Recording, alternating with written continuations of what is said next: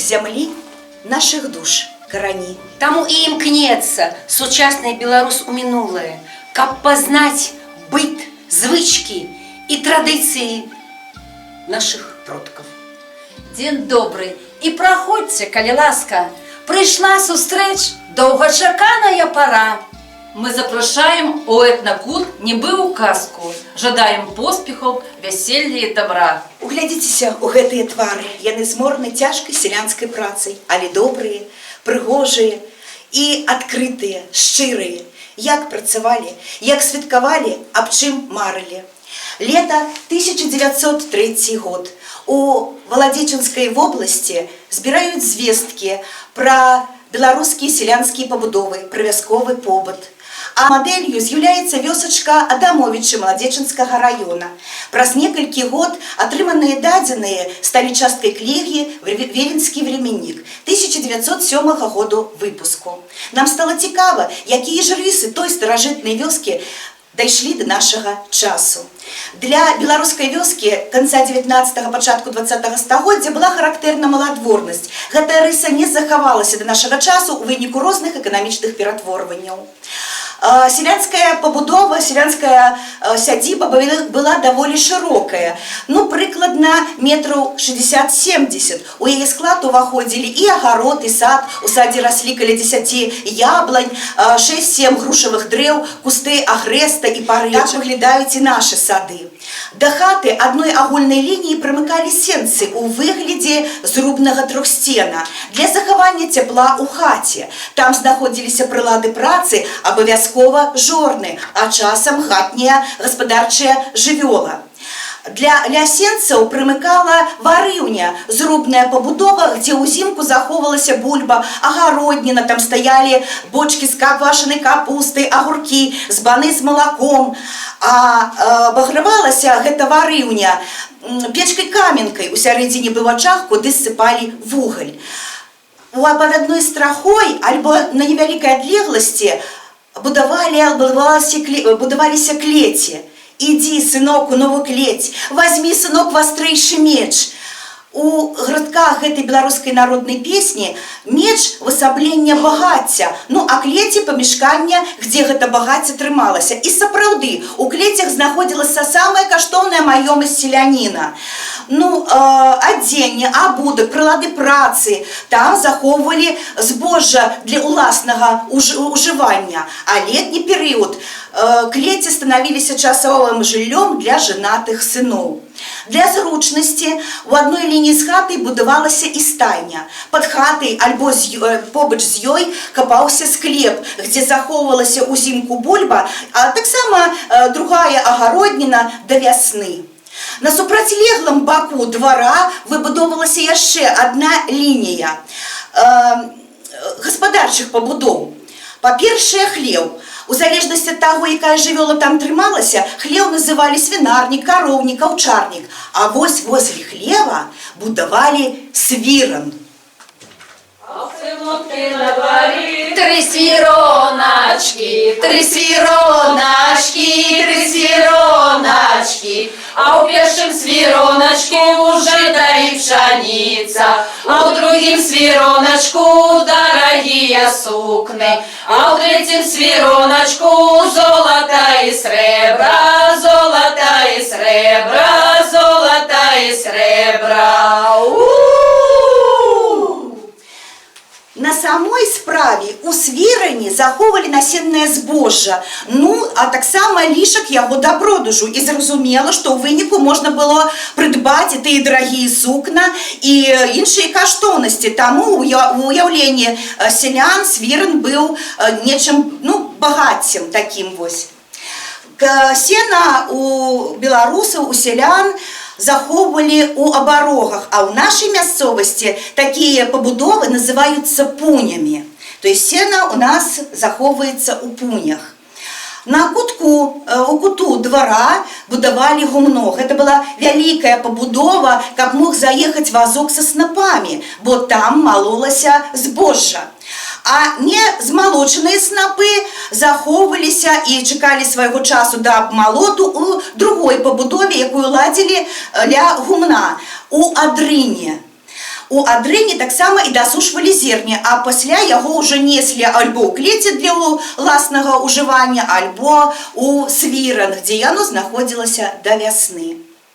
На прыгуменні поруч з садам павет з гумном стаяла радам, а пад паветкаю прылады, старыя сані, восі, колы і вуллю некалькі на пчолы. Паветка прызначалася для складання двроў. У нас паветка называецца навес. Дык вось навес, пуня і хлеў будуецца і зараз, а Адрына і гумно адышлі ў мінулае. У кожным двары капаўся калодзеж глыбінёй 5-6 метраў. Зрубы з калодзежныя былі з дуба і альшаніка, а вось ваду даставалі жураўлём. Далёка не ў кожнай хаце была лазня, і будавалася яна паблізу ля вады. Хата будавалася з елкі альбо хвоі, падмурак з каменя, а дах крыўся альбо дранкай, альбо чаротам, ну а часцей за ўсё саломай. Салома павінна быць была абмалочаная, буйная і жытняя. Абавязковая прыналежнасць беларускай хаты прызьба, на рускам заваленка. Гэта насып вакол хаты 30-40 сантиметраў, узмацованая дошкамі і каламі. Ганак быў вялікі, а дзверы былі нізенькія, каб цяпло дарма не зыходзіла. Разнообразным убраннем беларуская хата не выдзялялася. Кожная рэч мела сваё месца, вызначанае векавымі традыцыямі. Калі вайсці ў беларускую хату, то справа альбо злева стаяла печ. Цікава, што да канца 19 стагоддзя печ была курная, без трубы, без коміна, і дым шоў у хату, і трэба было адчыняць дзверы, каб не ўгарэць. А вось у канцы і на пачатку 20 стагоддзя печ стала вось з комінам, з трубой, і яе ўжо бялілі. Каля печы былі розныя прылады жаночыя. Вось такая лопата, каб садзіць хлеб, вілкі, чапела, розныя слоікі, ступачкі, жбаночкі, гарлачыкі, чыгункі. І утвараўся такі своеасаблівы бабій кут. А па дыганалі ад бабінага кута быў чырвоны кут. Там знаходзіўся абраз, прыбраны вышытым рушніком, а пад ім змяшчалі апошні дажынальны сноп. Добрый дзень у хату! Добрый дзень, суседачка, добрый. А які прыгожы ў цябе аўсяны сноп, Алюта, пад бажніцай. А як жа, пракседачка, сёння ж 8 верасня, ці ведаеш ты свята пакутніцы Натальі Аўсяніцы. Дык і ў нашай жа хаце, дзякуй Богу, як і ў людзей. Я ж учора дажала гэты сноп, асвянціла ў царкве, ды пад набожніцу. Сёння працаваць нельга ні ў полі, ні на гародзе, а я з ног ледні збілася, стамілася так, што чуць трымаюся на нагах. Цішэй, Алюта, цішэй, сягоння скардзіцца нельга. А што шмат працы зрабіла, дык гэта вельмі добра, бо Наталья Аўсяніца любіць тых, хто працуе. Алютачка, ой, а ці напекла ж ты сягоння якіх бліночкаў? Ой, я ж не толькі бліночкаў, я ж і кашы аўсянай, я ж і кісялёчка, я ўсё зрабіла для таго, каб Наталью Аўсяніцу шанаваць. Хай, можа ж, яна і нам неяк дапаможа. Паслухай, а раскажы ты мне, які ў цябе ў гэтым годзе ураджай аўса? Ай, казаць праўду, у мінулым годзе быў намнога лепей. Сядай ты вось сюды, зараз сяду. Але сягоння ж мне столькі аўса далі, што хопіць майму каню казаць, як кажуць, што сыты конь мае 8 ног. Слухай, Алютачка, чула я, што твой дзед па сённяшняму дню прадказвае пагоду. Ды ніколі не памыліўся. Ці праўда ж гэта? Ой, дзіва, па прыкметах гэтых ён прадказваў, і я ж іх ведаю, магу табе іх напомніць. Калі гром грыміць, да цёплай восені. Калі на небе рэдкія аблокі, то будзе ясна і халодна. Калі лісце з бярозы і дрэва не ападае, то значыць зіма будзе суровай. А калі у лесе шмат апенек, то бабінага лета не чакай. Ой, а сягоння ж раніца была. Ой, бачу, твой Васіль новы зернік зрабіў. Зерлік – гэта невялічкая лавачка. Яна рабілася з комлю альбо з карэнішча дрэва, з 3-4 ложкамі, а сядзенне вось было альбо круглае, альбо квадратнае. Акрамя яго у хаце былі вялікія лавы, яны сыходзіліся пад чырвоным кутом, і на іх не толькі сядзелі, але і спалі. Вось такі услон, гэта перанасная, лёгенькая лавачка. Яна, на ёй заўсёды сядзела гаспадыня, бо ёй трэба было завіхацца ля стола. Стол, а паміж печчу і сцяной будаваліся палаці, на якіх вельмі любілі спаць старыкі. А вось дзіця калыхалі у люлькі, яе цапілі да столь. Эвалюцыя такіх жаночых пралад. Вось спачатку былі берды, а потым ужо вось прас. Гэта вугалёвы. Сюды засыпаўся вугаль. Каштоўныя рэчы, і тканіну, і андеракі, посцілкі, абрусы, сурветкі складывалі у такія скрыні. Калі з плоскім вечкам, гэта скрыня, а вось такі з выпуклым вечкам, гэта куфар. А где ж твоя дочушка, Алюточка? Ой, побегла моя Александрынка с сяброўкамі по рабіну. Сёння ж рабіна імянінніца. Так ягоды, калины, брусницы, рабины вельми лекавыя. А ты знаешь, я ж такая хворая. Да цішэй ты, Алюточка, сягоння скардзіцца, то нельга, каб Наталью Аўсяніцу не пакрыўдзіць. Ай, молчу. Ты ведаешь, маёй же Александрыне Василь такі ладны куфр придбал. Можешь и пасах туда назбирая. А, твоя дочушка и прасці, и ткаць умець, а Лявоніхіна Татьянка. Иди, не дойде, поклади, не знойде, только ее, что коса долгая, и на затою косою тягала и лупцевала. Ай, может, Калина замуж-то и выйдет, может, и не выйдет. Ай, який тебе там пригожий куфр, ты уже нечто там есть в твоем куфру. Послухай, суседочка, пакуль сваты на порог, паўнюхенькі будзе. Куфар вельмі вялікую ролю граў у вясельным абрадзе. Яшчэ задоўга да вяселля дзяўчына прыдбала сабе куфар і збірала там пасаг. Розныя посцілкі, абрусы, кашулі, андаракі, усё там складывала. А ў час вяселля куфар перавозілі сядзячым на ім сватам услед за маладымі у хату жаніха у якасці пасага. У хатах раней вокнаў не было до 19 стагоддзя. Там прорубалі дзіркі шырынёй 35 на 35 сантиметраў і затыкалі яго бычыным пузыром, а ўзімку просто затыкалі анучай. А вось у пачатку 20 стагоддзя ўжо з'явіліся маленькія шкляныя ваконцы. Чым жа асвятлялася хата? Ну, канешне же, былі свечкі, але ж яны каштавалі не танна. Таму у сялянскай хаце асвятлялі вечарамі вот таким лучыннікам, альбо яго яшчэ называлі свяцец. Устаўлялася туды лучына, а пад яго падстаўлялася пасудзіна з вадой, каб падалі вуглі, да не случылася ніякага ліха. Вось, і менавіта под такой вот лучынай жанчыны сядзелі, займаліся рукадзеллем, пели песни, спявали, рассказывали розныя гісторыі. Вось, і так нараджалася вусная народная творчасць, так з'яўляліся паданні, прыказкі, прымаўкі, казкі. Ну, вось прыкладна так. Суседачкі, а ці можна ж да вас? Ой, можна, дороженька. Проходь, калі ласка. Что там нового, что чуваць, расскажи. Ой, толькі я зладзіла есці, зачыніла заслонку, як прыйшоў да мяне жабрак, белы як голуб. Сеў на лаўку, есці папрасіў, наліла я яму капусты міску, як пад'еў, пытаюся. А як жа ў свеце, што новага? А ён кажа, навіны надта непамысныя. Адзін малады лоўчы не паслухаў ні суседзей, ні любую жонку, ні бацькоў нават не паслухаў, якія казалі яму у Настасю Аўсяніцу зямлю не араць.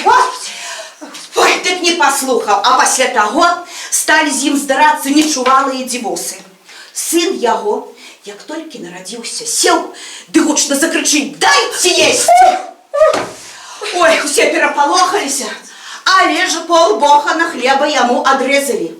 А ён з'еў гэта ў ігнення, ды да дзвярэй. А там кладзь з вадой стаяла. Ён гэта кладзь шусь і знік пад вадой. Усе кінуліся ратаваць. Выцягнулі адтуль рыбіну. Ой, паклалі яе на стол. Ды не ведаюць, што з ёй рабіць. Пабеглі да ксёндза. Той перахрысціў рыбіну, і яна зноў у немаўля ператварылася. Ой, як! Казаў жабрак, што і зараз расце гэты сын, толькі халодны, як рыбіна. О, дык я чаго, Алютачка, да цябе прыходзіла? Ну?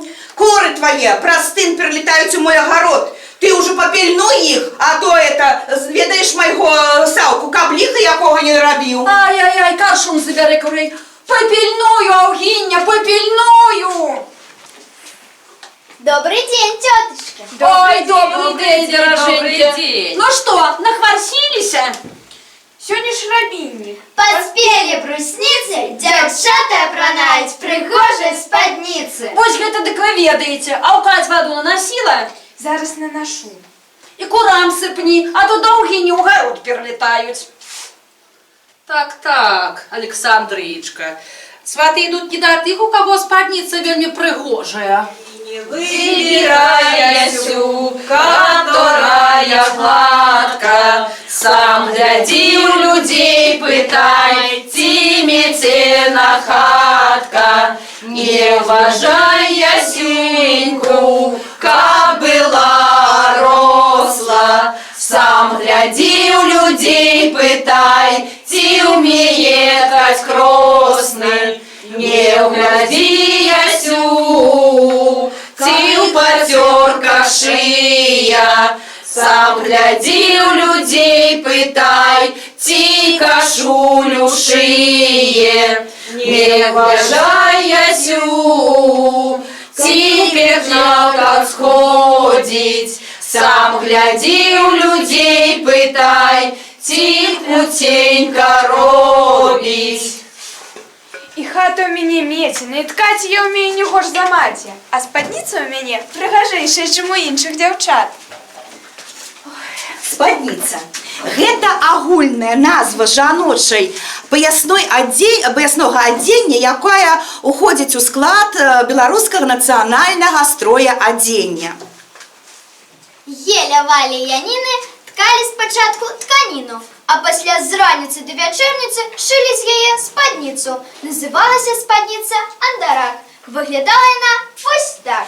Андарак – гэта спадніца для хладнага перыяду года. І насілі яе заможныя жанчыны. Шылася яна з ваўнянай і паваўнянай тканіны. А яшчэ была вось такая спадніца, якая называлася панёва. Гэта не шытая жаночая спадніца. Насілі яе толькі замужнія жанчыны. Фартух, жаночае паясное адзенне. Насілі штодня, апраналі ў свята, таму ён заўсёды глядзеўся багата. У мяне і ў Ганулі ёсць прыгожая кашуля. Кашулю Ганна шанавала. Бо працы на ёй пайшло нямала. Кашуля – важная частка бялізны. З дня нараджэння і да трызн аб'яднае кожны дзяцёнак, як толькі выйдзе ён з пялёнак. Гарсет, кабат ці камізэлька ў Беларусі па-рознаму завуць. Калі адзенеш ты гарсет, к табе з'яўляецца імпэт. Вось ён такі. Нагавіцы для мужчыны вельмі важны атрыбут. Ведаеце гэта і самі. Пагадзіцеся вы тут. Малы хлапчук, стары мужчына, без нагавіт табе ніяк. Ці то на працу падаецца, ці ўдала станчыць кракавяк. Пояс малы, ды ён удалы. Ткалі яго і вышывалі з важнасцю ў спакоі, а вешалі яго на відным месцы ў пакоі. Чалавеку статут надае. Завяжэ яго на пояс, ды гонар на ўсіх стае. Хустка, хустачка, хусціна была ў кожную жанчыну. Апраналі галаву, калі жанчыны ішлі ў царкву. Апранаюць гаспадыні, калі увіхаваюцца ля печы, накідаюцца ў скокі, апранаюць плечы. Галаўныя уборы залежалі ад узросту і ад становішча жанчыны.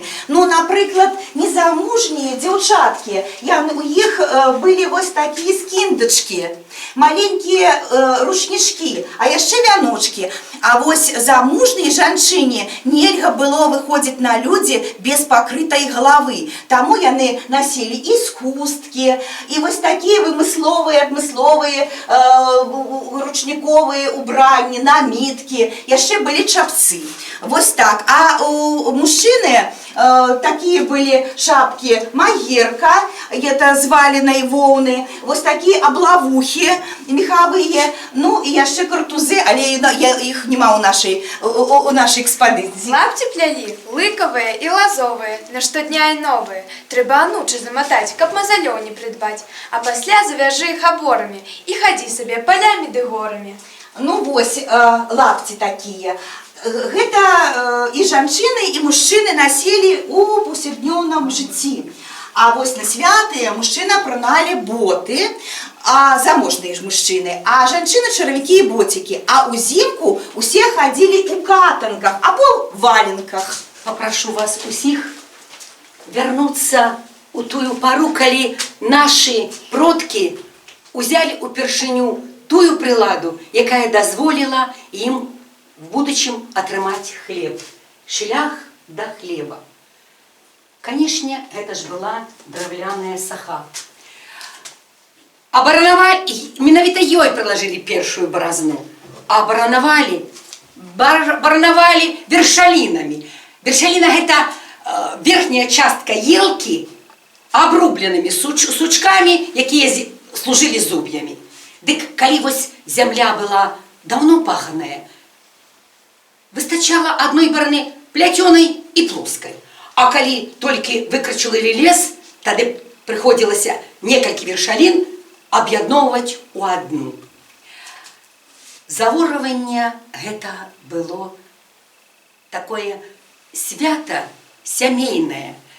Селянін выходзіў у поле абавязкова у белай сарочцы і нёс з сабой закручаны ў чысты ручнік хлеб і соль. Хлеб і соль служылі не толькі паказчыкам дастатку, яны яшчэ былі і абярэгам. А потым з'явілась вось такая барана і плуг, прыклад так, як мы вось тут бачым. Ведаеце, ёсць такое павер'е, што першы плуг скавалі Кузьма Дем'ян. І таму кожны год, калі мы рыхтуем і праводзім свята Кузьмінкі, мы абавязкова славім Кузьму Дем'яна за іх кавальскую працу. А вясновая сяўба заўсёды была звязана у нашых продкаў сялян з поўню. Лічылася, што поўны месяц і поўны колас неяк таемна звязаны між сабою. І абавязкова першыя зерня, якія сыпалі ў зямлю, былі адборнымі і з дабаўленнем тых зернят, якія змалацілі з прашлагодняга дажыначнага снапа. А калі сяўба скончылася, гаспадар запрашаў да сябе ў госці і суседзей, і сваякоў на вячэру. Вячэра павінна была быць святочная. Ведаеце, лічылася так, калі гасцінцаў на стале шмат, тады і ўраджай будзе добрым. Расцвітаю жыце Васілёчкі, Васілёчкі, ўсюду Васількі. Ой, чаму ж каротенькія ночкі, ой, чаму ж вялікія дзянькі. Ой, чаму ж каротенькія ночкі, ой, чаму ж вялікія дзянькі. У полі я сярпочкам жала, стамілася, не спачываць пайшла снапы. Пакавыляла Івана, сына гадаваць. Так, вось гэта пераносная люлька і была тым месцам, дзе знаходзілася дзіця, груднічкі, калі маці жала жыта. Трэба сказаць, што хлеб даваўся нелёгка сялянам, а ім ж трэба было яшчэ абмалаціць. Звозілі ўсё ў гумно, там малацілі, там дасушвалі, на жорнах малолі, а ў ступе таўклі. Калі я ўпершыню убачыла гэты цуд, я здзівілася, што як гэта навогул можа атрымацца мука, але ж атрымлівалася. А ступа, здаецца, простая прылада. А не здарма ёсць такая пагаворка. Про хитрого человека, ведаете, як кажуть? Тебе у ступе не догонишь нават толкачом и не попадешь. А жанчине, якая толкла у ступе, треба было попасть у кожное зернятко и из кожного зрабіць муку. Таму праца была, вядома, вельмі цяжкай, і хлеб у наших продкаў вельмі цаніўся. Так у нас дома повелось, і звичай той, до сёй поры душой милуешь, з нячэўку упустила хлеб, и тут же подняла, и ласкаво атрымала и поцелуешь. З тыя прайшлі уже долгие годы, а звичай той у сердце не погас. И хочу вам сказать, не кривлячи душой, что это и вот гэта и про мяне. Меня растила бабуля, и ей вельмі нелёгка даваўся хлеб. И таму звычку берагчы и цаніць хлеб яна у мяне заложила и в мою душу таксама. Я сёння, хотя прайшлі доўгія годы, ніколі не магу нават маленькі кусочек, кавалачак хлеба выкінуць. Каравай – гэта вяршыня хлебнай справы, асабліва святочнай. З выпечкі каравая вясельны абрад пачынаўся. Для таго, каб замясіць каравай, трэба было запрасіць жанчыну, самую паважаную на сяле. Жанчыну, у якой ўсё было добра ў сям'і. Жанчына, якая умела все рабіць. Жанчына, у якой было удалае замужжа. Адным словом, шчаслівую жанчыну. І вельмі цанілась, калі гэта была яшчэ і цяжарная жанчына. Мне давялося прачытаць, рытуючись да сённяшняга дня, такую споведь. Гаварыла жанчына, якая... Гэта история с 1936 года. Меня запросили зрабіць каравай с печи. А я была тяжарная, уже на сносях, и хотела отказаться.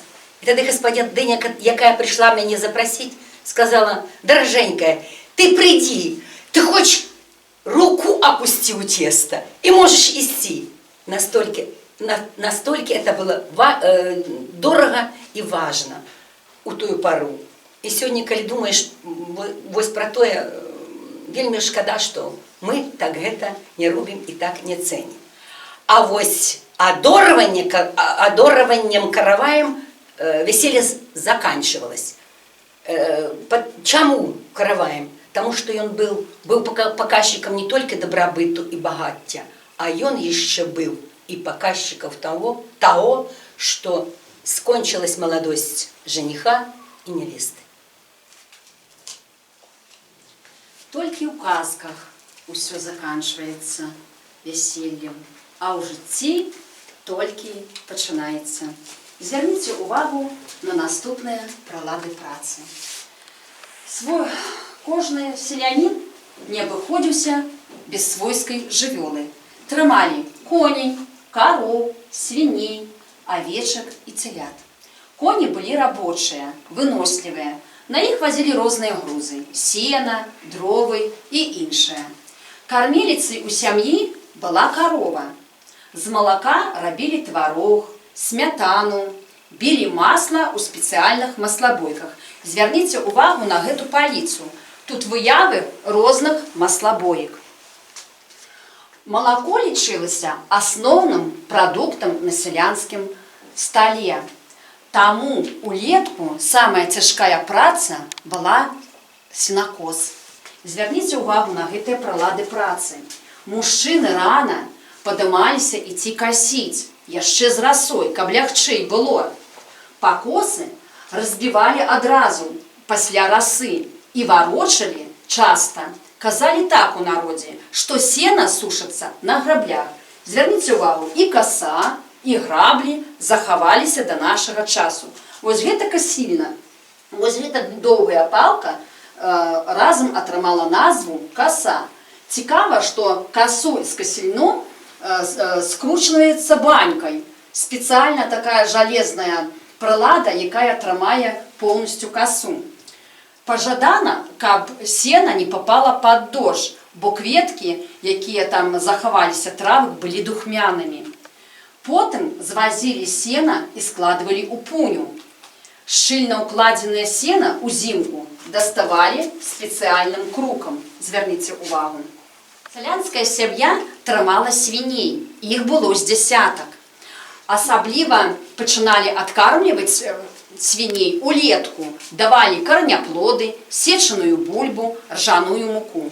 І да восені такі парсючок быў 10 пудоў, амаль што 160 кілаграмаў. Ой, бабоньки, расскажу я вам зараз, як ахрэў сала жарыў. Крычыць, Варка, нясі масла на патэльню, сала я цэлы шмат атрезаў, смажыць будзе. Як гэта масла, калі сала жарыць? А вось так, дык у яго ж сала вось такое, як лісцінка. Нічым не карміў, відаць? Ага, так як ён карміў, так парсюк я дякував, такое і сало атрымалася. Так і парсюк і нарасціў, да, так ён же... А чым жа карміў? Так ён же ж, паслухайце, толькі як доўга храпкі пасячы, ні аўсянай мукой не пасыпе, ні бульбы не зварыць. Ой, ну і гаспадар. Ну і гаспадар, якія гаспадары бываюць. А кармя свіней трымалі авечак. З воўны пралі кудзелю. Дарэчы, вераціна няма, але звярніце ўвагу, ёсць матавіла, дзе маталі ніткі, потым сучылі іх, і ёсць калаврот. Яшчэ са скуры шылі кажухі і шапкі, а вось коз не трымалі, лічылі іх паганымі. Мужчыны займаліся пляценнем кошыкаў. Яны плялі іх з лазы, з бяросты, сасновай дранкі. Звярніце ўвагу на гэтыя экспанаты. Яны былі розныя па форме і для ўжытку. Адны былі для бульбы, другія для яблыкаў. Яшчэ хадзілі з імі ў ягады і грыбы. Немалаважным значэннем у жыцці селяніна адыгрывала борніцтва. Трымалі ад 5 до 20 борцей. Для пчол спецыяльна сеялі грачыху. Я зараз вам раскажу пра медагонку. Звярніце ўвагу вось на гэты экспанат. Ён, дарэчы, рабочы і сёння. У мяне таксама аграсяліба, і я гэты з медагонкай на ты качаю мёд. Як гэта робіцца? Значыць, з вулля дастаецца рамка з сотамі і закладваецца ў спецыяльныя ячэйкі, так, якія перагароджаны драцянымі ніткамі, такімі пласцінамі. І потым па гадзіннікавай стрэлцы мы крутім і наганяем хуткасць. І мёд па гэтых сценках сцякае ў спецыяльную адтуліну, дзе стаіць пэўны нейкі слоік. Мёд, конечно, прадавалі і елі самі. Яшчэ была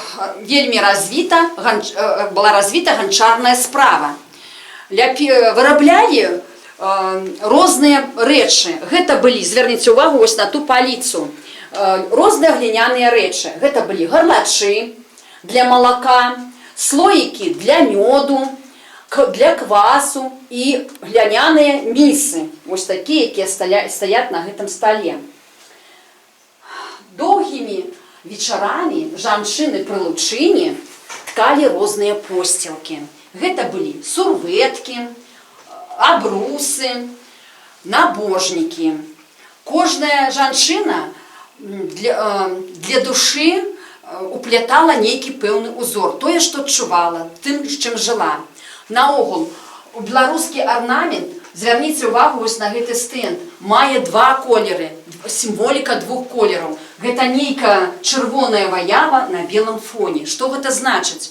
Белы колер – гэта колер чысціні. Чырвоны колер – гэта колер сонца і крыві, як сімвол жыцця. Калі прайсці далей і паглядзець на стэнд, каб жыла культура продку, то можна ўбачыць, што кожная вёсачка жыла сваімі традыцыямі. Значыць, ёсць у нас спецыяльны беларускі каляндар, дзе змешчана на кожным месяцы пэўнае свята. Таксама адлюстравана і калядная зорка у нас, і масленіца, і купальня. Ганночка, я тебе зараз секрет открою. Толькі ты нікому. Добре, Олександринушка, я нікому. Микита подобається. Здається, і я йому. Так це ж цудовно. Цудоўна, Ганночка. Толькі ён такі сціплы, сарамлівы, увесь час каля печы адсядзіць, нават не танчыць. Треба як-небудь йому подказати, що він тобі подобається. Як же, Ганночка? А ти вище на рушнику голуба з голубкою. Коли віком один до одного, він зараз познає, що тобі подобається, і свататься прийде. Твоя правда, Ганулька. Сёння ж рабіннік. Сёння якраз трэба орнаменты падбіраць, каб рушнікі ды кашулі шыць. Мамка лічить, що треба обов'язково вишити на фартухі узор багач, тоді з багатого вийде. Каже, коли фартух буде без гэтага узора, тільки один Яухім посватається, у якого лапті здіраває. Рабінник ляльку качає, шию вишиває, каб яна до бабиного лета жила ожидаю. Хай птушечок чекає, у весну сустракає. Кожны беларускі арнамент адлюстроўваў пэўныя рэчы. Напрыклад, адны паказвалі багацце, другія зварот да багоў, трэція з'явы прыроды, а чацвёртае тое, пра што мы думалі і марылі. Звярніце ўвагу, калі ласка, на гэты стэнд. У глыбінях зямлі нашых душ карані. На гэтым стэндзе вы бачыце знак бясконцасці, на якім адлюстрованы фотаздымкі нашых продкаў. Хай бясконца гучыць наша родная мова. Хай бясконца прадоўжыцца род нашых